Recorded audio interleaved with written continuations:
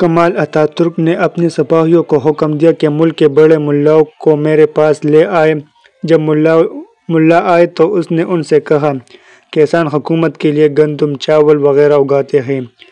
گوشت، dairy farms, درزی اور دیگر چیزیں بنانے والے اپنے لوگوں اور اپنی حکومت کو فائدہ پہنچانے کے لیے کوئی کارآمد کام کرتے ہیں۔ آپ اپنی حکومت اور اپنی قوم کے لیے کیا کر رہے ہیں؟ ملاؤں نے کہا، ہم آپ کے اور اپنے لوگوں کے لیے دعائیں کرتے ہیں۔ کمال اتاترک نے پھر انہیں سمندری سفر کی دعوت دی اور ایک ملا کو حکم دیا کہ وہ جہاز کو بیچ سمندر میں چیت کر دیں۔ سمندر کے بیچوں بیچ ملاؤں نے جب جہاز میں سوراخ دیکھا اور جہاز میں پانی بھرتا دیکھا تو وہ سب چیخنے لگے۔ کشتی کے نگہبانوں نے ملاؤں سے کہا کہ وہ دعا کریں تاکہ جہاز میں وہ سوراخ بند ہو جائے۔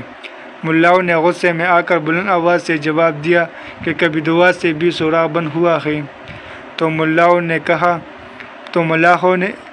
کہا، اس پانی کو ہمیں جہاز سے نکالنا ہوگا ورنہ ہم سب مارے جائیں گے۔ کشتی کے ملاحوں نے کچھ بالٹیاں ملاؤں کے ہاتھ میں تھما دی اور کہا کہ وہ لگاتار پانی نکالتے رہے۔ ملاؤں نے بغیر رکے جہاز سے پانی نکالنا شروع کر دیا۔ ملاحوں نے جہاز کو واپس موڑا اور تیز رفتاری سے ساحل پر واپس پہنچا دیا۔ سب ملا تکن سے ایک کونے میں گر گئے۔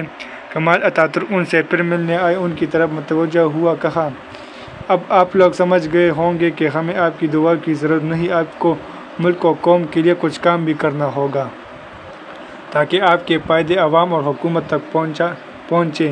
کام کے سوا کوئی ملک دعاؤں سے ترقی نہیں کرتا، اور آپ ملاؤں نے ہمیشہ مذہب کو اپنے ذاتی فائدے کے لیے استعمال کیا ہے۔